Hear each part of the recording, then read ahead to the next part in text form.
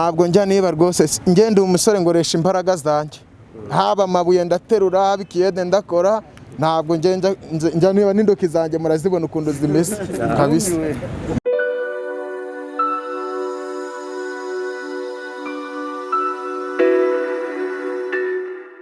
kandi ukatubwira nuko byagenze, wafashwe ryari, wafatiwe hehe kandi uzamurijwe.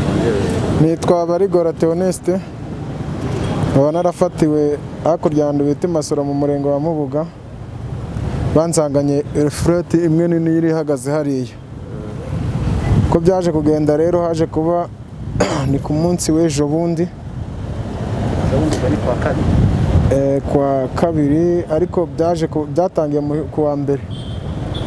kuwa mbere umuntu witwa Elize niyo ngabo yaraje arambwira ko yakoranye communication n'umuntu wo bita Peter uruhagaze hariya ngo bazazane furati zirimo muri oberge bazigurishe. Ko byagenze rero, byabaye kuwa kabiri, araza arambwira ati ngiye furati y'abahungu navuganye nawe, ariko security ntabwo navuganye nawe, nabonanye na Petero kuko Petero ariwe basha kugera muri oberge, kandi Jean Paul we ntabwo najya ku mu maso ye kuko abari imbere yo kwa boss baba bari kumwe, ntabwo nabasha ko twabonana. Arambwira ati cyakora Petero we turavuganye, bambwiye yuko nta kibazo gihari, furati bari buzizane. Ko byagenze rero, byabaye nimugoroba, bibaye nko mu masaha ya saa 4, uwo Elize niyo ngabo aza kundebaho nari ndi ku mugore wanjye ndyamye. Sanga ndyamye, arambwira ati uko bimeze rero wa muzigo tugiye kuwuzana, ahubwo nawe jigendure w'umuntu uri buguri iyo furati tuze guhurira aha ngaha, ko furati ndabwo ari buyitware ku manywa, arayitwara nijoro kugira ngo bibone uko aza kuyitwara. Narahise mbaguruka mwizo saa 4, nawe aragenda agiye kuzana furati, bagiye kuzana furati, nahise njya kureba umukiriye wari uragura ino furati imwe ntoya yiriya y'itatu kabiri kuko yari yabonetse. Nagenda maze kujya kumureba, naragiye ndamubwira ndamutegereza kuko twari twavuganye ari bunsange kuko ndabwo yari afite azibika. Tumaze kuhagera araza, uwo muntu wari uragura yiriya baramwishyuye 35, bahita bamberezamo 5 bajya no kungurira kandi uko kunywa, barambwira ngo ino nini nigurishwa kuko ngo yiriya bagurishije 65 ngo mwagiye gufata 20 yiriya nini nigurishwa, baramberezamo komisiyo yanjye. Ndavuga ati nta kibazo. Naragenda abwira ati rero kugira ngo bigaragare neza mutaza kumbeshya mumaze gutwara ibyanyu, reka iriya nini nje kuyibika kuko niyo mumbwiye ko ndi buboneho komisiyo. Furati nahise njyana aho mba, njyana hamwe n'umugore wanjye ndayibika. Noneho byamaze kugera nko mu masaha ya saa 5 gutyo, mbega bumaze gukura, araza arambwira ati ndiza igikapu kirimo karaga furati gatoya nangajyane, nakaboneye umukiriya, namuhaye igikapu cyanjye cy'umugore twabikagamo imyenda nayishyize hasi, muhereza igikapu ashyiramo aragenda, kubera njye ko njye nahinzi ko bari bumbereze kuri la furati nini, ariho komisiyo yanjye bambwiye ko bari buyimbereze, nta nubwo nigeze njyana nabo. Nahise mbagarara aho ngaho, aragenda. Mu gihe akimara kugenda, abashinzwe umutekano nibwo baje, ngiye kuko nari mfite na gahunda yo kwimuka ahantu igipangu twabagamo cyari kirimo akajagari k'indaya nyinshi. Navuga ati njyandu ntabwo nagomeza kwaba, ahubwo ngewe nari nishyuye indizo ku ruhande, nari ndimo ndepoza ibyanjye, nzinga imyenda na matera byose, ngiye nshaka kwimuka. Nagiye kubona rero mbona baraje, nibwo bahise badufata. Bakimara kudufata nahise mbabwira ati niyo yindi furati y'itatu kabiri yayigurishije umuntu runaka, yayigurishije arahari, nawe bahita bamuzana iyo furati itari yarenga, nimba bumva ko bibaye ikibazo. Furati bahise bajya kuyizana na wa muntu baramuzana, cyakora wa muntu yari yageze, bahita bamurekura, twe turahaba. Mu mwanya nibwo imodoka yaje, duhita tujya kuri oberge tujya gushaka bariya kugira ngo basobanure ukuntu ibyo bintu babirengeje muri hoteli bakabimuhereza. Twagezeyo rero, tugezeyo nibwo security yahise atangira guhakana, ariko uwo twabanje kubonana uriya mushumba bamubwira ati none bimeze gute ko ari wowe wakominikanye nawe ashaka kubihakana. Nuko bamaze kubihakana nibwo twahise tugira bahise badufata batuzana kuri sitasiyo. Nuko njye ikintu nari ndi kuvuga ati nuko nabarangiye umukiriya, nari ndi kubarangira umukiriya wo kugura izo furati, nta kindi. Hanyuma n'ubujura umaze n'igihe kingana 9, uduha amateka yawe n'ibindi mwagiye mwiba hirya no hino. Oya, nta bujura cyangwa njye sinjya niba rwose, ngoresha ingufu zanjye, ngoresha imbaraga zanjye, ntabwo njya niba. Ariko mwakoranye ubizi ko ari ibijura no biriya? niyo makosa rwose habaye ko nabinzi ko ari iby'ubujura no ariko icyo cyanda nacyemera ngagisabira n'imbabazi kabisa. Ese kuki ari wowe niyo nsima uvuze ngo niyo nsima yitwa nde? Uwo nguwo yitwa Elise niyo ngabo yahisemo gushaka abakiriya. Ni ukuvuga ngo nari ndi mu mubuga isantere yo nari ndimo ntirigwanaga n'abantu baho ngaho babakire, arambwira ati wowe kuri aha ngaha ukaba ufite n'umugore aha ngaha ntabwo wabona abantu bagura ikara. Nari mfite n'ikibazo cy'ubushomeri bw'amafaranga, nari nshaka kwigurira amafaranga, nshaka kwimukira. Arambwira ati uko bisa kose nabasa ntabwo nabumubura, nimubona ndakubwira. Nibwo yagarutse kuri round ya kabiri arambwira ati uraguriye into ntoya namubonye. Baruvuze ko bakwihakanye? Oya, twakoranye ahantu twakoranye dukora hamwe kuri Uramutse. Ahandi ha kabiri umva ntago ari bwo bwa mbere wari ugiye? Oya, uwo nguwo n'ahandi twakoranye uretse ko ari iwacu mu rugo tukaba iyo yaturutse mpasi. Baratubwiye ko bakwihakanye, turagira ngo tubwire uruhare rwawe wemera n'abo basekirite ko mwakoranaga kugira ngo mubashe gutwara tsindagirize kuri security. Uruhare rwanjye rero ukuntu ngiye byajemo hariya, uruhare nagiranye nabo nuko ngiye nemeye kuba nabarangira umukiriye kandi ngabafasha no kubika umuzigo bari bibye. Security amakuru mufiteho we uwo wabizanye yavuze ko ari security ubahereza umuzigo kuko ntabwo babasha kuba bakinjira muri hoteli ngo bajyeyo badafite umuntu uri bubahereza ikintu. Yabwiye yuko security ari we nyirabayazana weekend urugenda agafucamura furati akayibazanira kugira ngo babone ko isohoka iva muri hoteli. Ese bigeri wawe nerizo wabizanye ninde wabizanye? Byazanywe n'uwo Elise bo abangabo bari ngo yarari bugaruke kubareba kuko bo bari ku kazi bari bashaka guhita bavaho ngaho. Izo eshatu zombi zari kumwe? Yayizanye ino ibyabihuje gutya arangije na karakandi na kara gatoya yagashizeho ku ruhande babikubise mu mufuka bahirizagamo ubwatsi bahirizagamo inka. Izikoresha bazanye mu gifuka kimwe cya kilo 100 ira bari bazihujije ibirahuri akandi kari ku ruhande.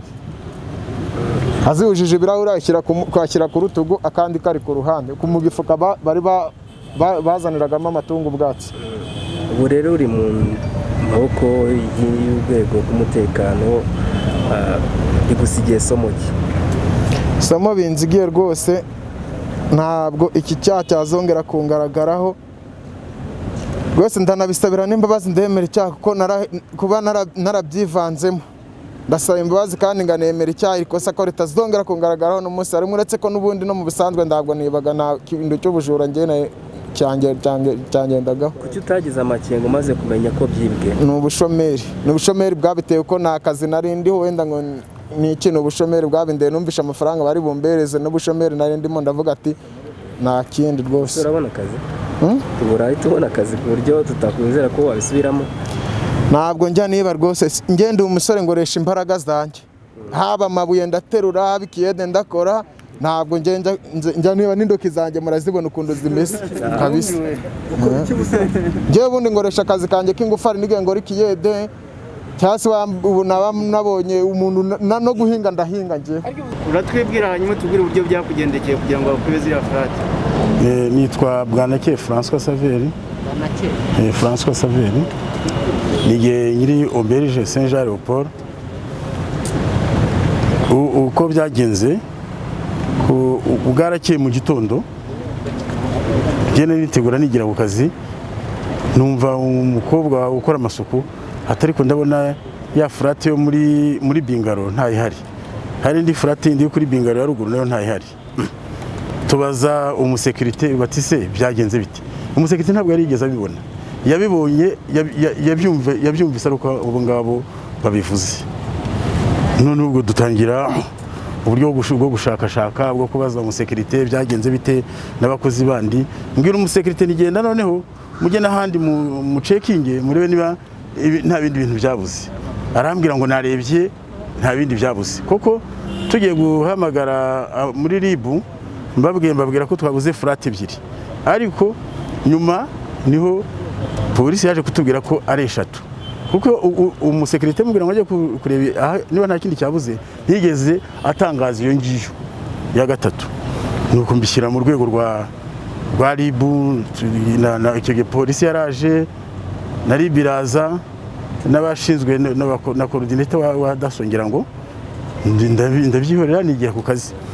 Noneho muri iryo joro mbwira abahungu banjye bandi bahari ntimuramenye mukaze uburinzi. Muri iryo joro mbyuka numva imbwa ziramutse iwanjye, ubundi ntabwo ushobora gupfa kuhinjira utarahabaye. Abo bose uko mubabona babaga iwanjye barahakoze bazirangiraho nazo, ntabwo wahinjira kuko mfite imbwa bose z'inkazi kandi ni na nyinshi. Iwanjye hari imbwa zigera kuri 10 n'izindi, ntabwo rero wapfa kuhinjira. Sinzi umupolisi wahageze bwa mbere yarayibonye, abonye imbwa twakorosinga yababwira ukuntu meze utapfa kuhinjira utahaba. Noneho muri amasaha 9 mbyutse ndaza ndi kureba ko hameze uburinzi, nzimya amatara nsangura mu security nta nubwo ari hafi maze kwazimya, ariko abonye ngiye kuzimya irya nyuma araza. Ngezeho nisubirira nkatanisubira mu rugo n'imbwa. Noneho hashize umwanya mutoya numva umuntu arampamagaye ngo ndi umupolisi nitwa Kavarizi, ndagira ngo mbere yuko ntwara uyu musekirite wawe uze urebe ibintu byawe, urebe ibyo asize. Uyu musekirite se ko ntigeze mbona ko ntanamukekaga cyane, aje ati mageze nsanga bamwambitse amapingu, nsanga nabo bahungu bangaba bakoraga iwanjye barahari. Uriya ni watangiye kudubuhamya, uriya Theo atubwira uko byose byagenze, barimo kuvuga tuzi twebwe ko ari ebyiri, aratubwira ati hari niya gatatu twavanye hejuru. Atubwira uko harimo uriya muhungu mugobora ariwe wagendaga abahuza nabo nabyo kugira ngo babijyane. Hanyuma urumva ngiye kuri ngewe mu buhamya natanga, message natanga nuko nkimara kubona umupolisi aje tumaze kuvugana, naramubwiye nti ndashima polisi yacu gutanga ikirego uwo mwanya, muri uwo mwanya ukabona igisubizo, kuko babivuze mu gitondo nimugoroba mbambonye igisubizo. Nagira ngo rero nkangurira abantu bose, uyu muntu aramutse ahuye n'ikibazo nk'icyo ngicyo kujya kimenyesha buri gihe inzego zibishinzwe kugira ngo babashe kumufasha kubona ibyo bintu. Kandi ikindi kintu nasaba nuko aba bantu bose abangaba bagenda biba iyo dafashwe nk'uko nguko ngo babahane, barabikomeza bakabigira umuco bakabisangira n'abandi. Abahungu bose uko mubona bose bafite amaboko, n'abasore bagombye gukora ibintu. Ngo yakoraga mu rugo wanjye yabasha gukora, ariko kugenda yiba ukamufata n'utwo bafite n'izindi ngeso zindi bazi nagendaga zatumaga badakora neza, barazizi. Ubwo si cyo kirego naje gutanga, ariko barakizi kibi ku buryo umwe bafatiyemo umwana hana bikomeye. Ariko urabona abantu urabafata nka kuri akaza akagutura ikibazo cye utekereza ko mufatanya, kuko ntabwo uvuga umuntu ngo ndagufasha, oya umuntu amufasha gute se afite amaboko ye, turafatanya nge nawe. Iyo aje arashaka ko dufatanya neza tukarangiza neza, ahubwo we akazana gahunda zindi zo kuvuga ngo ngiye kumwiba, uri ubwo afite ibintu byinshi nta n'ibyo anazi. Ntabwo bishoboka, bya bintu ujya kubigera ari uko uzi ibyo ari byo. Icyo rero ndangije ni ukubashimira ubufatanye bwa polisi n'abaturage n'inzego z'ibanze. Murakoze. Ntabwo itariki kuwa mbere bwari itariki zingahera, ndumva ari ku itariki 3, ndumva ari kuwa mbere ni itariki 3, itariki 3, ntabwo ari itariki nayibuka neza ko hashize umunsi umwe, ni ku itariki 3 byabaye. Muri rusange turagira ngo mutuye ku rwego rw'igihugu cy'ubujura kifasha. Ikibazo cy'ubujura kiragaragara. Impamvu kigaragara nuko nabibye tuberekana. Icyo dusaba abaturage muri rusange ni ugutanga amakuru ku gihe byihuse, nicyo tubasaba. Ikindi tubwira abajura ni ukureka kwiba, kuko uziba bikamenyekana azafatwa. Tukaba tubwira aba bana b'urubyiruko mubona abenshi biragaragara ko barimo gukora amaboko mu mufuka bagashaka ibindi bakora, bakareka kwiba, ubwo kwiba birababuza amahirwe menshi y'ibyo bakagezeho mu by'ukuri mu buzima bwabo. Gifite uburemere afande kino kibazo cy'ubujura ku rwego rw'igihugu. Uburemere sinzi ibyo mushaka kuvuga, ariko ni ukuvuga yuko biragaragara ko buhari, ariko iyo bimenyekanye, ejo twerekanye abantu nyine twari tumaze iminsi dushakisha b'ibyantu batandukanye, n'uyu munsi twerekanye abandi. N'ejo rero ntagira abatubwira yuko hari ahandi bibye, tuzabakurikirana tubafate tubabereke. icyo nicyo twavuga gusa ko ariko gikwiye kugenda, abajura rero babiveho.